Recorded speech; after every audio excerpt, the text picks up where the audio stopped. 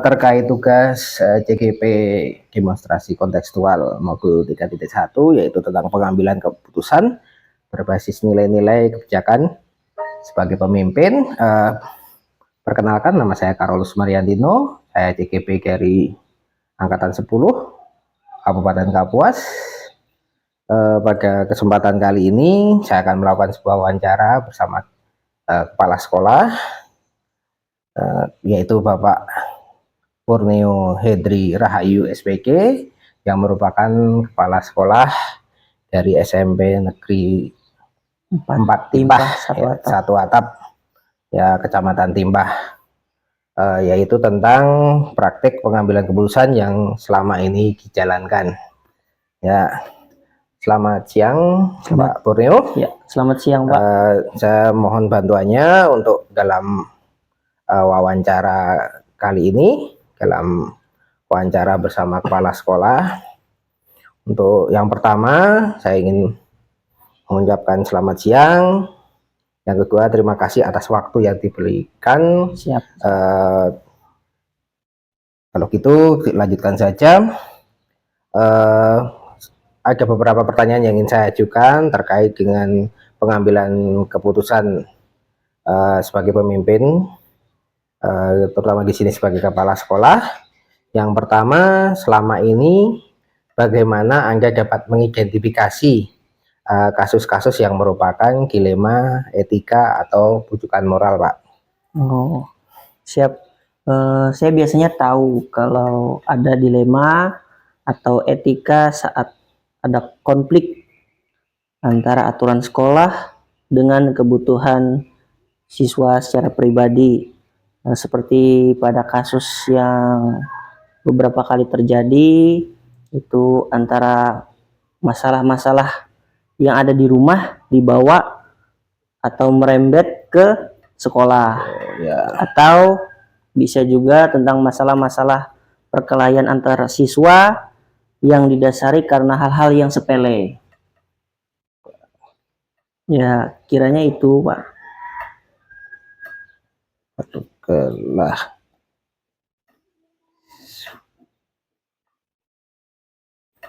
Ya. Ya, jadi di sini saya tulis tentang dilema etika tentang peraturan dan kepentingan siswa, ya Pak. Ya.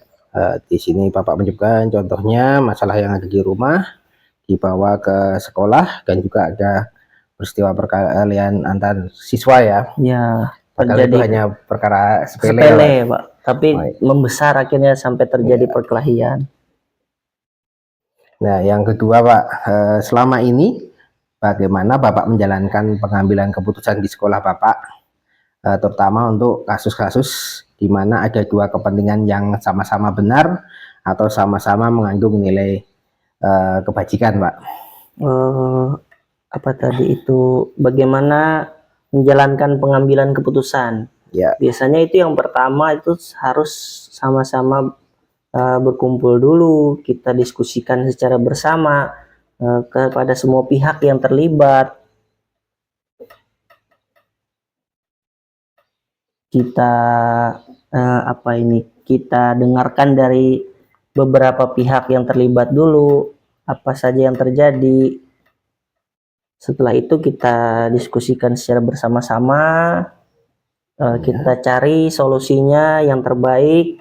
Agar apa? Agar semuanya merasa adil, Pak. Solusi yang dihasilkan itu adil untuk semua pihak, tidak hanya mementingkan salah satu pihak. Ya. Tuh.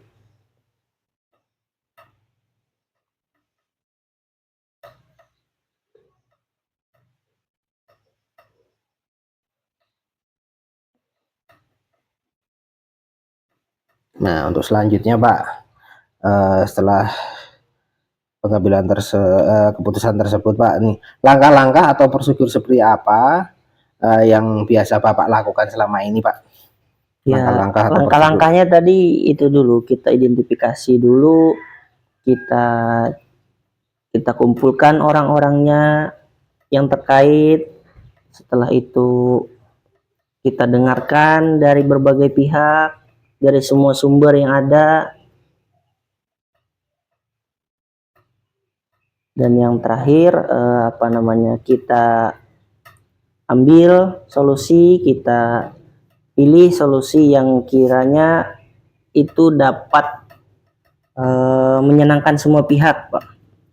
Jadi tidak ada yang merasa dirugikan. Menyenangkan semua pihak, ya. Berusaha menyenangkan semua pihak agar tidak merasa dirugikan. Oke, yang merasa dirugikan. Ya, untuk pertanyaan saya yang keempat, Pak, hal-hal apa saja yang selama ini Bapak anggap efektif dalam mengambil keputusan pada kasus-kasus dilema etika, Pak? Yang paling efektif yang saya sering lakukan kalau pengambilan keputusan terhadap dilema etika tadi, yaitu tadi kita secara bermusyawarah, kita kumpulkan semua pihak, kita dengarkan sama-sama tadi, jadi kita cari solusi yang terbaiknya secara berkumpul bersama-sama, bermusyawarah dulu. Karena apabila dengan cara bermusyawarah itu diharapkan semuanya langsung mendengar, semuanya dapat memberi masukan, saran, sehingga nanti dapat diambil kesimpulan atau solusi yang maksimal, Pak.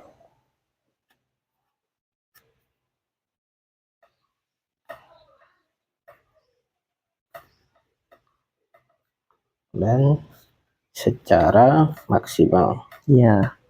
Ya, Pak. Nah, untuk selanjutnya, Pak. Nah, untuk pertanyaan saya yang kelima, hal-hal apa saja yang selama ini merupakan tantangan dalam mengambil keputusan pada kasus-kasus dilema etika, Pak? Tantangannya apa aja? Tantangan. Nah, ini tantangannya kita memang mengharapkan solusi yang kita ambil itu dapat menyenangkan semua pihak. Tapi mungkin saja solusi yang kita ambil itu ada beberapa orang yang tidak merasa puas, Pak, dari solusi yang telah disampaikan.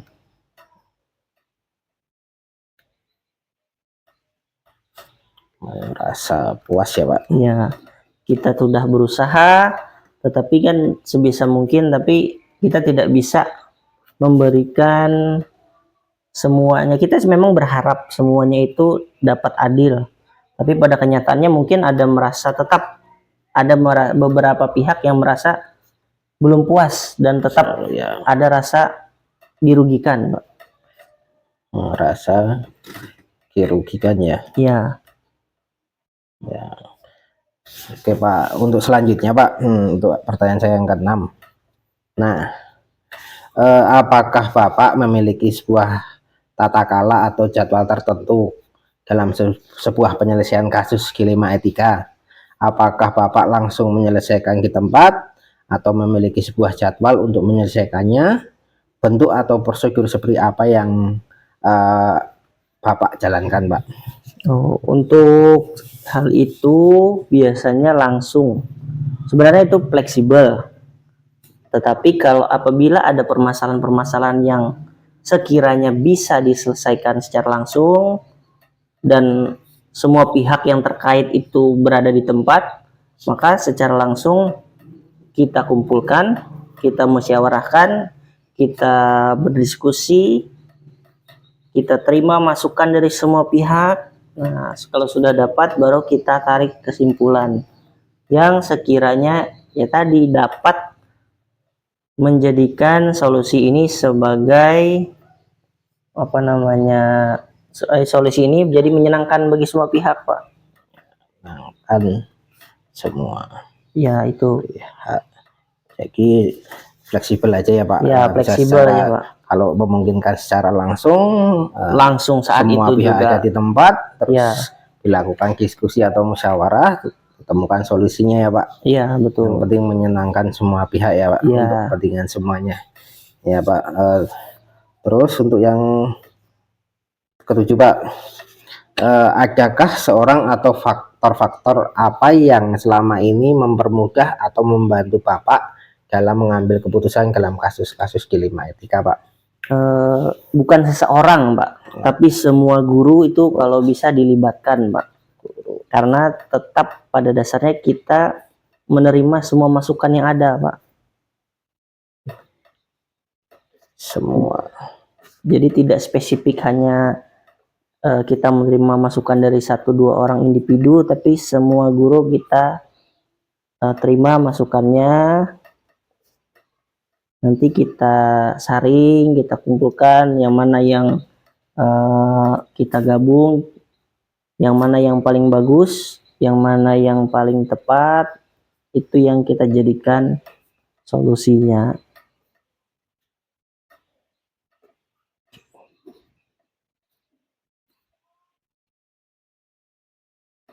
Iya Pak, soalnya sini jadi semua guru terlibat menerima semua masukan dari guru. Betul. Tidak hanya 1 atau 2 orang ya saja, tapi untuk semua guru ditampung, semua disaring, terus cari solusi yang paling bagus dan tepat. Ya. Soalnya belum tentu yang menurut kita benar, Ya, itu betul. Keputusan itu benar untuk Tepat, semuanya, ya. tepat untuk semuanya ya Pak. Memang ada beberapa orang yang bagus, tapi kan di sisi lain juga ada memiliki kelebihan masing-masing. Iya. Ya, jadi dari hasil wawancara hari ini dapat saya simpulkan ya Pak. Jadi ya apa yang dilakukan oleh Bapak dalam mengidentifikasi kasus atau menjalankan dan juga menjalankan pengambilan keputusan itu diharapkan akan menjadi untuk kepentingan bersama ya, kepentingan semua pihak, menyenangkan semua pihak. Ya. Jadi kalau bisa semuanya dikumpulkan, terus dibicarakan bersama dalam diskusi bersama atau musyawarah, sehingga nanti solusi terbaik atau solusi yang paling tepat lah ya. Yang diharapkan solusinya itu bahasa sekarang itu win-win solution. Iya.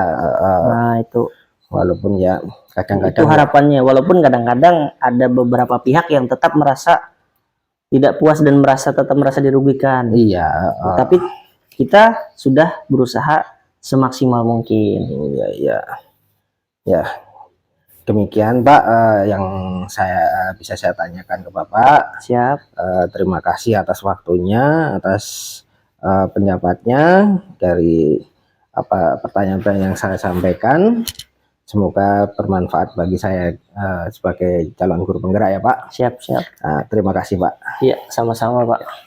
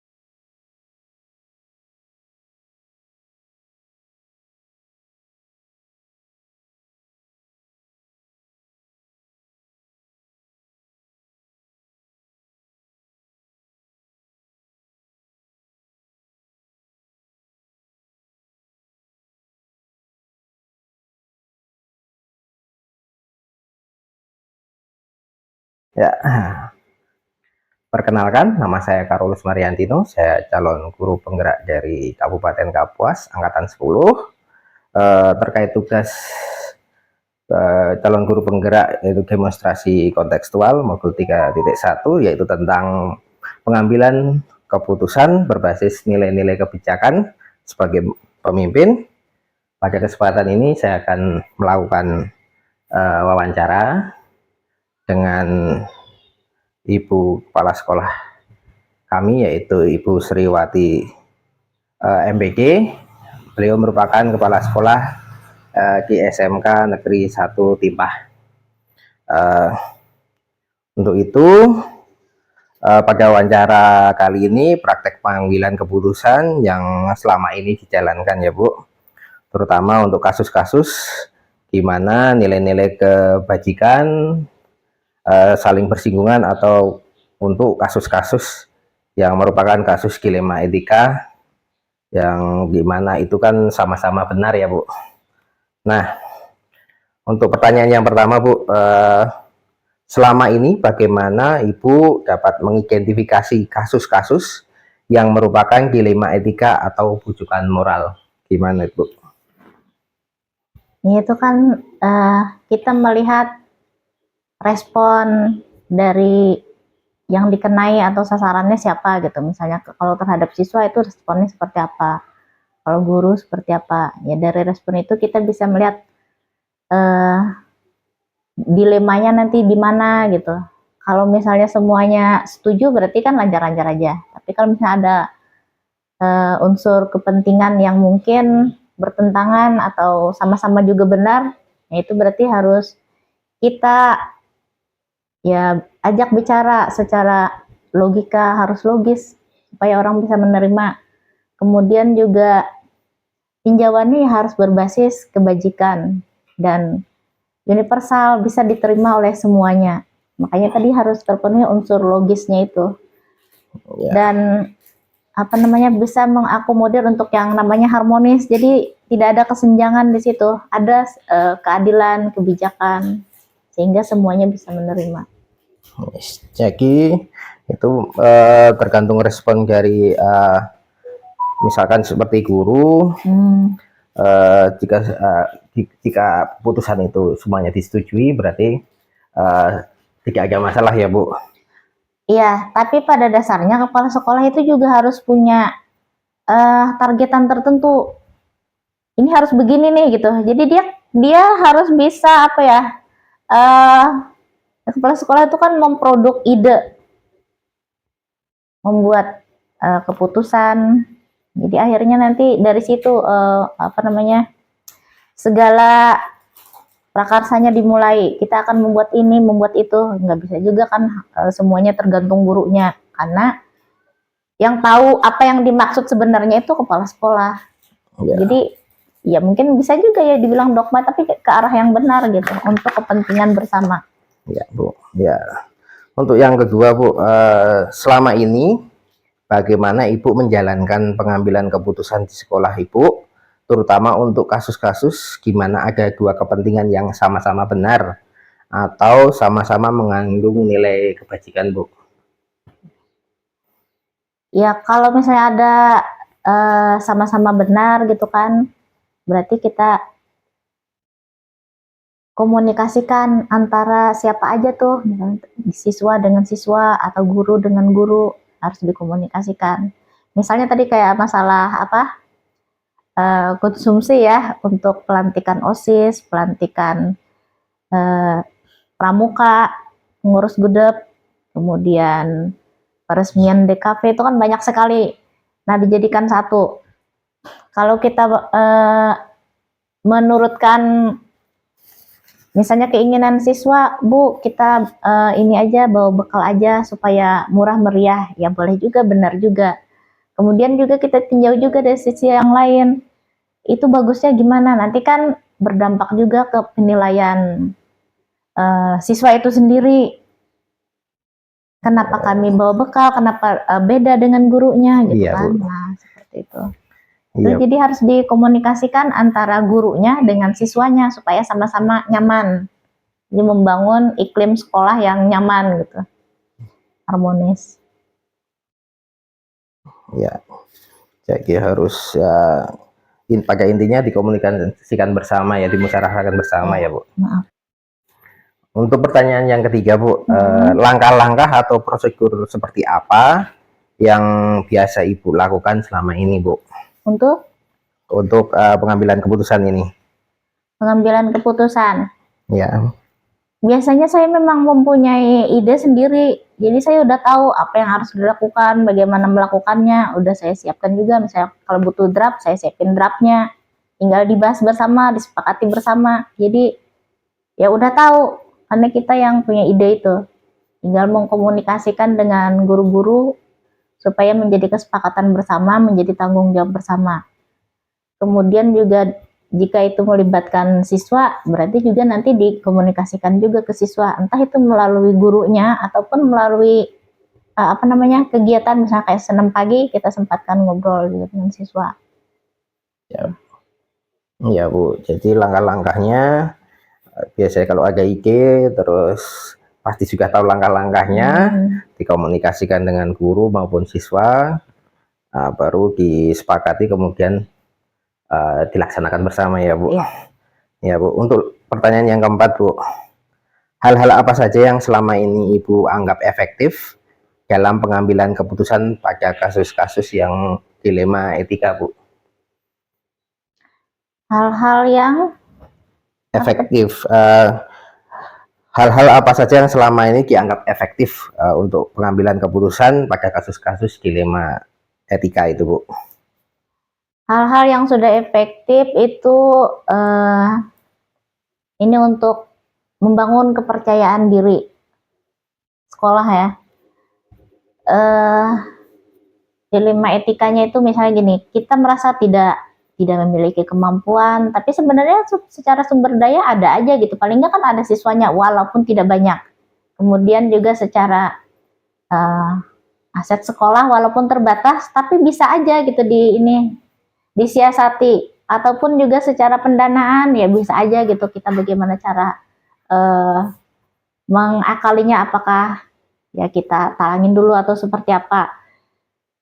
Yang pasti itu diniatkan dan lurus gitu niatnya, itu jangan ini dikomunikasikan bersama, ya tetap aja harus ada kebersamaan tadi.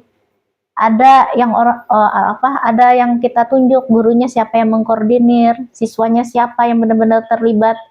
Karena di antar siswa juga harus ada gitu. Kalau misalnya tidak ada, dilepas gitu aja, nanti yang satu mengharap teman yang satu ya seperti itu jadinya. Jadi harus ada juga saling menguatkan, berkolaborasi. Iya. Jadi intinya kita tuh walaupun kita punya kekurangan, tapi kita bisa memakai kekuatan kita ya Bu. Bisa, iya. Kayak kemarin FLS 2 kan bisa aja kita juga mengirimkan siswa.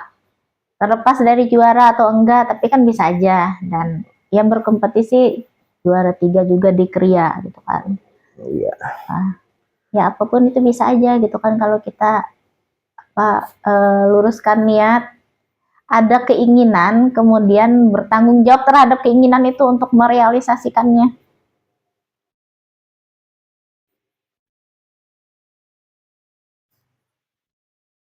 Nah, untuk pertanyaan selanjutnya Bu, hal-hal apa saja yang selama ini merupakan tantangan dalam pengambilan keputusan pada kasus-kasus dilema etika Bu? Tantangannya adalah menyamakan persepsi, karena tidak semua orang memiliki persepsi yang sama terhadap, meskipun objeknya sama atau kasusnya sama gitu. Kayak masalah tadi ya, bagaimana gitu menempatkan rasa kasihan terhadap siswa. Boleh aja memang harus ada rasa kasihan, cuman jangan juga kasihan ini jadi melemahkan secara mental, ataupun juga melemahkan siswa yang lainnya. Nah itu jangan juga seperti itu. Jadi memang harus kita tinjau juga tadi tujuannya apa, bagaimana menyikapinya. Goalnya tuh udah harus kebayang dan harus ke situ gitu. Kalau tidak ada opsi yang lebih baik, berarti memang yang punya kita itu yang harus kita luruskan.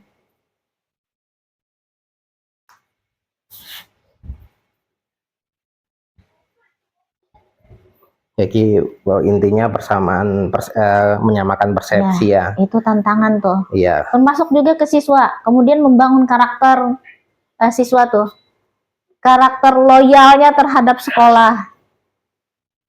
Gurunya juga begitu, integritas terhadap sekolah. Awan, sudah Bunda bilang. Integritas terhadap sekolah, kemudian rasa memiliki terhadap sekolah, pelibatan peran. Ini kan masih saya belum melihat nih karena untuk melibatkan peran siswa saja itu harus pelan-pelan. Jadi kalau untuk melibatkan peran orang tua juga, ya itu kita buat bertahap gitu selanjutnya nanti apakah melalui komite. Karena kan sekarang komite juga secara fungsi kita kan udah membebaskan BPP ya, tidak ada lagi ini pungutan atau iuran BPP. Jadi ya mungkin nanti bisa dialihkan secara kebijakan atau apa namanya lebih ke karakter gitu, peran-peran komite. Ya Bu. Terus Bu, untuk pertanyaan selanjutnya Bu, apakah Ibu memiliki sebuah tata kala atau jadwal tertentu dalam sebuah penyelesaian kasus dilema etika? Apakah Ibu langsung menyelesaikan di tempat atau memiliki sebuah jadwal untuk menyelesaikannya? Bentuk atau prosedur seperti apa yang dijalankan? Untuk menyelesaikan dilema etika ini kita lihat dulu nih masalahnya. Jika bisa diselesaikan segera, maka selesaikan. Tapi jika itu berdampak kepada yang lain-lainnya dan perlu pemikiran lebih lanjut, ya itu berarti kita harus pikirkan juga. Dan siapa-siapa saja nih orang yang akan terlibat, siapa aja yang bisa dilibatkan untuk penyelesaiannya supaya bisa selesai gitu dan bisa diterima oleh semuanya. Karena ada juga dilema etika ini, kalau ketika kita selesaikan dengan cepat itu bukan malah selesai tapi malah jadi kacau karena tidak terarah ini fokusnya mau seperti apa, mau endingnya gitu kan diakhiri dengan seperti apa, itu tidak terbaca. Jadi ada kalanya juga kita memang harus slow untuk memikirkan itu sehingga muncul ide yang tepat. Jadi perlu ya Bu, tergantung kasusnya itu Bu. Tergantung kasusnya, masalahnya siapa aja yang terlibat. Terus kepentingannya juga ya. Kepentingannya. Ya. Nah, ya Bu, untuk pertanyaan yang terakhir Bu, adakah seseorang atau faktor-faktor apa yang selama ini mempermudah atau membantu Ibu dalam pengambilan keputusan dalam kasus dilema etika ini? Semua peran guru dan murid itu membantu saya. Ya, semuanya. Sekecil apapun itu bagi saya sangat membantu. Karena dari hal kecil itu mungkin juga nanti akan menjadi pembiasaan bagi guru dan murid supaya lebih proaktif terhadap keadaan sekolah.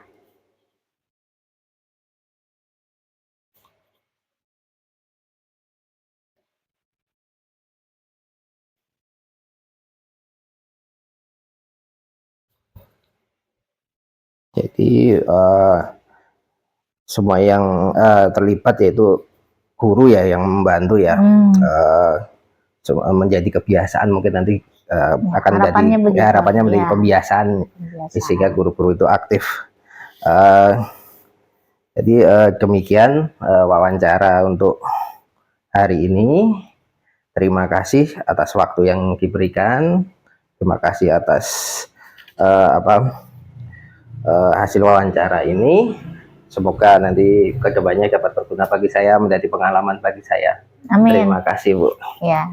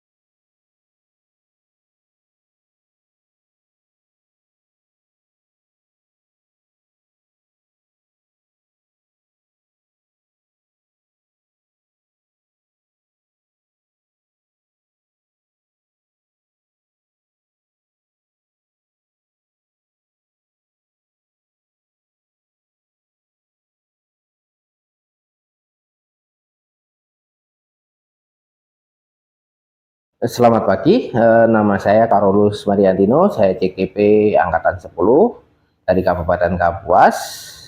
Saat ini saya akan melakukan praktik wawancara bersama kepala sekolah.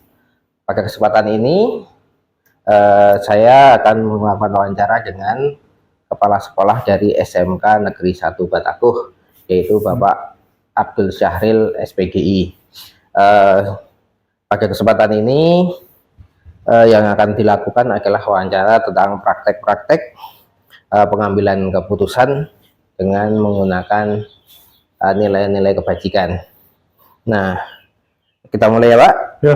Untuk yang pertama Pak, saya ingin mengajukan beberapa pertanyaan kepada Bapak, yaitu yang pertama, selama ini bagaimana Bapak dapat mengidentifikasi kasus-kasus yang merupakan dilema etika atau bujukan moral? Terima kasih atas kesempatannya untuk meluangkan waktunya, artinya untuk saya sebagai responden untuk program guru penggerak tentang masalah dilema etika dan bujukan moral. Sebagai kepala sekolah, saya sering menghadapi beragam permasalahan dari luar ataupun dalam sekolah. Dilihat dari permasalahan yang terjadi, terdapat permasalahan atau kasus dilema etika yang saya hadapi pada situasi harus memilih antara dua pilihan, di mana keduanya itu merupakan artinya secara moral benar tetapi bertentangan dalam mengambil keputusan. Contohnya misalkan dalam rapat kenaikan kelas, di situ terdapat macam-macam dilema dalam mengambil keputusan untuk menaikkan anak, apakah anak itu naik, apakah atau tidak. Nah, kemudian ada pula juga kasus yang merupakan bujukan moral yang saya hadapi, yaitu pada permasalahan benar atau salah dalam mengambil keputusan. Permasalahan termasuk dilema etika pilihannya tidak melanggar hukum dan norma-norma yang berlaku. Jika permasalahan teridentifikasi memenuhi syarat tersebut, maka termasuk kasus dilema etika. Begitu juga sebaliknya, jika syarat tidak terpenuhi maka merupakan bujukan moral. Untuk yang contoh tadi, untuk kalau yang bujukan moral benar atau salah, ya pernah juga kejadian kami mengalami kehilangan barang nanti di sekolah ini, yang ternyata ya artinya kami kasihan dengan orang tersebut, artinya tapi karena kondisi dari ekonominya, tapi ya bagaimanapun karena itu kesalahan, ya tetap kami harus laporkan juga ke pihak yang berwenang, walaupun sebenarnya kami merasa kasihan terhadap pencuri tersebut. Iya, jadi intinya ya Pak, sering menghadapi masalah, yaitu kita ada dua pilihan, yaitu kadang-kadang itu untuk pengambilan keputusan itu mengalami dilema etika ataupun bujukan moral ya. Untuk pertanyaan kedua Pak, selama ini bagaimana Bapak menjalankan pengambilan keputusan di sekolah Bapak, terutama untuk kasus-kasus di mana ada dua kepentingan yang sama-sama benar atau sama-sama mengandung nilai kebajikan Pak? Untuk mengambil keputusan yang saya lakukan ketika menghadapi ada dua kepentingan yang sama-sama benar, saya mengutamakan kepentingan bersama dulu dengan memperhatikan keberpihakan, artinya pembelajaran pada murid. Nah, jadi keputusan yang saya ambil yaitu setelah mendengarkan pendapat dari masing-masing pihak yang terlibat atau yang pihak-pihak yang berpengaruh terhadap, artinya dengan keputusan yang akan saya ambil tersebut. Jadi biasanya kasus tersebut diselesaikan pada tingkat bawah dulu. Saya musyawarahkan dulu ya, tingkat bawah. Kalau tidak sebagai kepala sekolah, kalau tidak Selesai artinya gitu. selesai, saya lanjutkan, saya anukan ke tingkat atas, ke misalnya kalau tingkat bawah itu mungkin saya anukan dulu cukup di wali kelasnya aja dulu.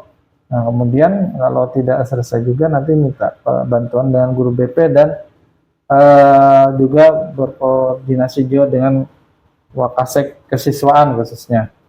Nah, jadi hal tersebut menjadi bagian dari identifikasi kasus sekaligus menjadi pertimbangan saya dalam mengambil keputusan yang istilahnya dipertanggungjawabkan, bisa dipertanggungjawabkan. Ya, jadi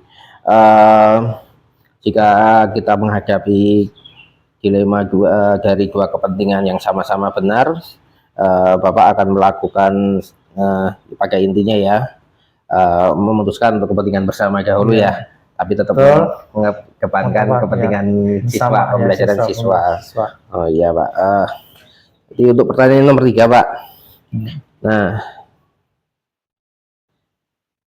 Nah, untuk selanjutnya Pak, untuk pertanyaan ketiga Pak, langkah-langkah atau prosedur seperti apa yang biasa Bapak lakukan selama ini Pak? Nah, langkah-langkah yang saya lakukan atau prosedur yang saya lakukan selama ini, saya biasanya melakukan pengumpulan informasi dari semua pihak yang terlibat dalam permasalahan atau ada permasalahan yang terjadi di sekolah. Misalkan saya kumpulkan dulu semua guru-guru wali kelas atau wakil-wakil kepala sekolah untuk menggali informasi atau masalah apa saja yang terjadi selama ini, artinya waktu-waktu ini di sekolah. Kemudian selanjutnya saya konfirmasi dengan pihak-pihak dalam pihak-pihak berkepentingan tadi, itu dalam pertemuan atau bermusyawarah untuk memecahkan masalah tersebut. Kemudian juga melibatkan pihak-pihak tersebut untuk memberikan gunanya tadi untuk bermusyawarah atau untuk memberikan juga masukan-masukan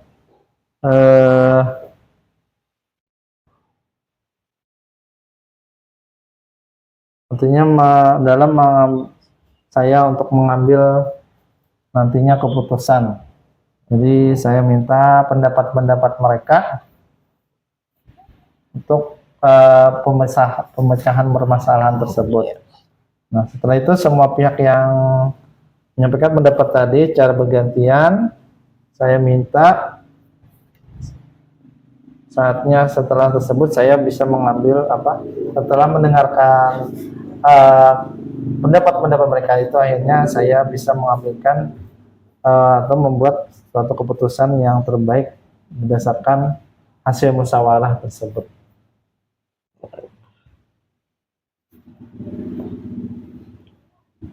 Jadi intinya dari pertanyaan yang ketiga ini, untuk pengumpulan, Bapak akan melakukan pengumpulan informasi baik dari guru maupun dari wali kelas ataupun dari pihak-pihak yang terkait itu, terus mengkonfirmasinya dengan pihak-pihak yang terkait dalam kasus tersebut, kemudian dimusyawarahkan untuk cari kesepakatannya. Ya, mencari solusi untuk terbaik ya masalah. Oh ya, untuk pertanyaan selanjutnya Pak, untuk pertanyaan yang keempat,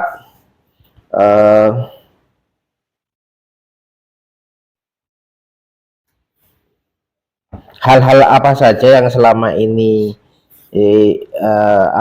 Bapak anggap efektif dalam pengambilan keputusan pada kasus-kasus dilema etika, Pak.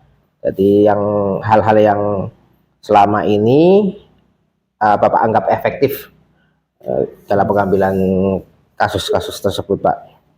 Oh, menurut saya kalau yang hal-hal yang efektif dalam mengambil keputusan untuk menyelesaikan permasalahan-permasalahan yang terjadi di sekolah saya, yaitu mengidentifikasi permasalahan dengan mencari informasi-informasi dari pihak-pihak yang terlibat dalam permasalahan tersebut, kemudian melakukan pertemuan musyawarah dengan pihak-pihak tersebut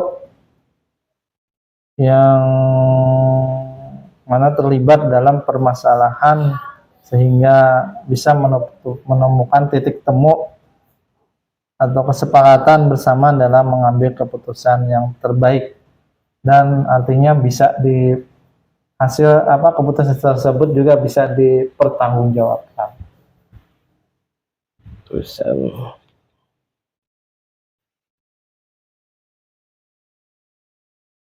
jadi intinya yang efektif itu adalah mencari informasi-informasi dari yang terlibat, terus melakukan musyawarah, kemudian menemukan solusinya, dan itu harus kesepakatan itu dan harus dapat dipertanggungjawabkan ya.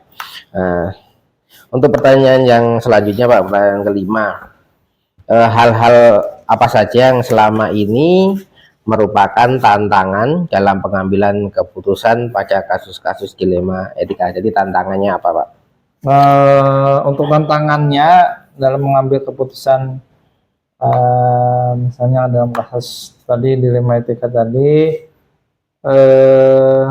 misalnya ada pihak-pihak yang belum sepenuhnya menerima keputusan yang sudah diambil, yaitu saya anggap wajar ya, karena mungkin sebagian orang ada yang berbeda pendapat juga.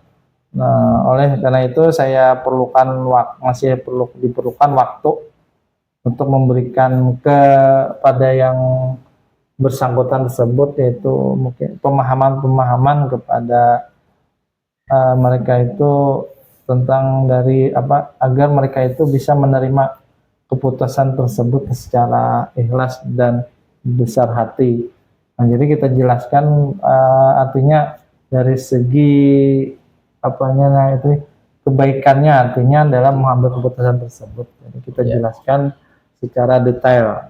Nah, kemudian melakukan pengawasan atas keputusan tersebut yang diambil dan melakukan refleksi secara berkelanjutan dalam mengambil keputusan tersebut. Jadi kita refleksi dulu terus dari hasil keputusan tersebut tadi apakah efektif atau tidak dalam dalam pengambil keputusan tersebut. Artinya efektif berguna atau untuk artinya dalam menyelesaikan permasalahan itu atau tidak. Jadi intinya tantangan itu dari pihak-pihak yang kadang-kadang belum menerima dari hasil keputusan itu, terus akhirnya harus diberikan pemahaman. Terus juga tantangannya yaitu melakukan pengawasan terhadap pelaksanaan keputusan itu ya, Pak. Dan juga yang terakhir melakukan refleksi dari keputusan itu efektif atau tidak, bisa ditinjau ulang atau tidak ya. Ya, untuk selanjutnya, Pak, pertanyaan yang keenam, apakah Bapak memiliki sebuah tata cara atau jadwal, Pak, jadwal tertentu dalam sebuah penyelesaian kasus dilema etika? Apakah Bapak langsung menyelesaikan di tempat atau memiliki jadwal untuk menyelesaikannya? Bentuk atau prosedur seperti apa yang Bapak jalankan? Untuk masalah jadwal atau takalanya itu saya tidak ada memiliki ya untuk dalam menyelesaikan kasus dilema etika tersebut. Cuman saya menyelesaikan kasus tersebut tergantung pada jenis dan seberapa pentingnya permasalahan itu harus dapat diselesaikan. Jadi kita lihat dulu masalah itu apakah nantinya harus segera diselesaikan atau mungkin bisa nanti atau istilahnya nggak terlalu masalah itu nggak terlalu jadi kita pilah-pilah mana yang masalah yang harus diselesaikan dulu, artinya yang lebih penting, nah itu yang diselesaikan. Nah kemudian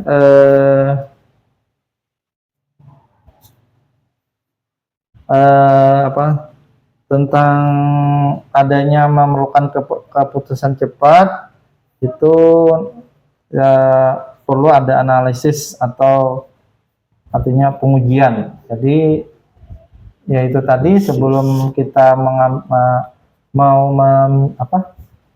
permasalahan apa yang kita selesaikan dulu, kita analisis dan perlu kita uji dulu. Nah kemudian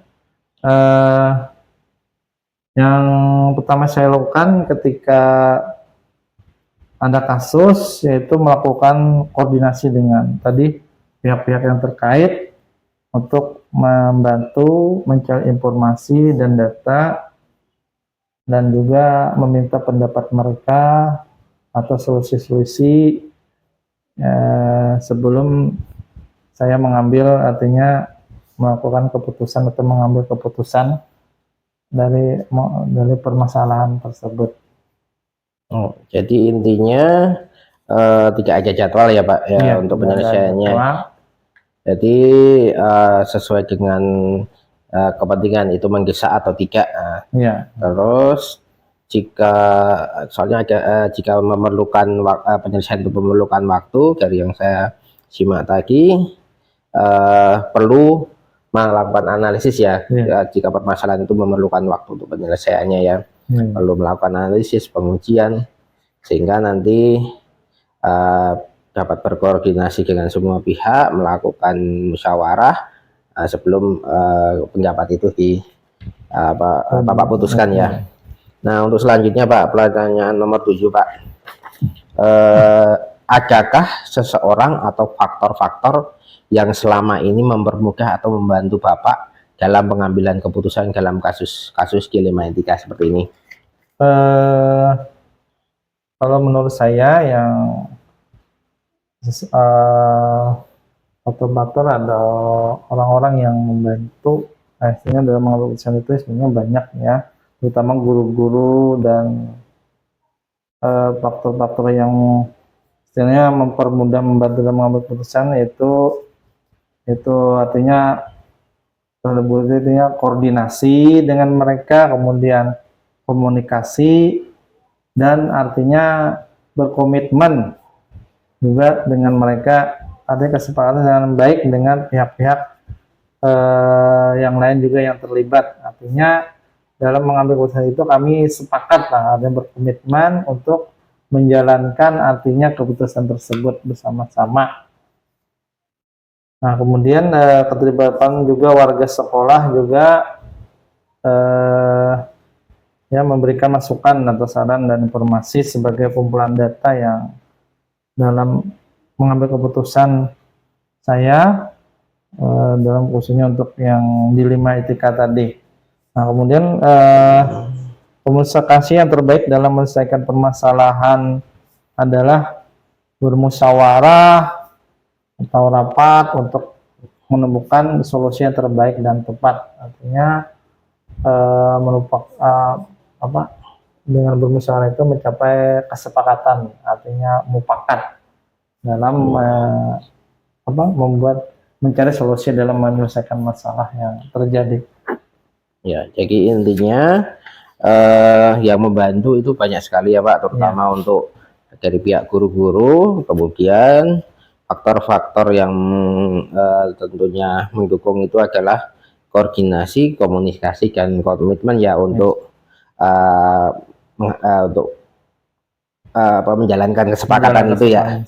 Ya, tadi keterlibatan semua warga sekolah itu juga sangat penting ya Pak. Ya, untuk pertanyaan ke-8 yang terakhir Pak, dari semua hal yang telah disampaikan tadi Pak, pembelajaran apa yang dapat Bapak petik dari pengalaman Bapak mengambil keputusan tentang dilema etika ini? di pengalaman. Pembelajaran yang saya ambil atau hikmahnya yang saya ambil dalam mengambil keputusan, khususnya dalam masalah dilema etika, yaitu adalah mendapatkan pengalaman saya, artinya pengalaman dalam mengambil keputusan dilema etika itu. Jadi kita akan mengutamakan sana musyawarah untuk mencapai keputusan yang terbaik dan tepat. Jadi mengutamakan artinya musyawarah sebelum mengambil keputusan dengan pihak-pihak yang terkait. Nah, kemudian harapannya semua keputusan tersebut artinya memenuhi kebutuhan semua pihak, tidak artinya bersebelah atau memihak ke salah satu atau ke salah satu pihak atau ke lain-lainnya. Artinya semuanya artinya terlindungi, merasakan artinya kebaikan dari keputusan tersebut. Nah, kemudian dan juga artinya keputusan itu tidak boleh salah, dan keputusannya juga tidak artinya jangan sampai merugikan semua orang, apalagi salah satu pihak, atau apalagi merugikan orang banyak, artinya khususnya untuk warga sekolah. Nah, jadi itu. Jadi intinya pembelajaran atau hikmah dari kasus-kasus dilema etika ini, ya, Bapak mendapatkan pengalaman, yaitu dengan pengalaman Bapak itu berarti yang disampaikan adalah mengutamakan dengan musyawarah ya Pak, Ya. untuk mencapai keputusan. Harapannya yaitu dari keputusan itu adalah memenuhi kebutuhan semua pihak, terus tidak memihak salah satu ya, atau tidak merugikan salah satu atau merugikan banyak orang, terutama untuk warga sekolah di sini ya Pak. Ya, baik Pak, sekian dulu wawancara dari saya. Saya mengucapkan banyak terima kasih. Ya, sama-sama atas kesempatan waktu yang diberikan. Semoga ini dapat nanti menjadi pengalaman, menjadi pembelajaran buat saya untuk kedepannya dalam pengambilan keputusan. Terima kasih Pak. Ya, sama-sama.